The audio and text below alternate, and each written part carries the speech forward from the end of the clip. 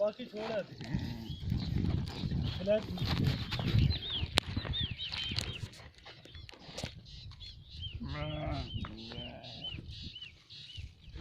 Check करते खाली से मुंह देखो।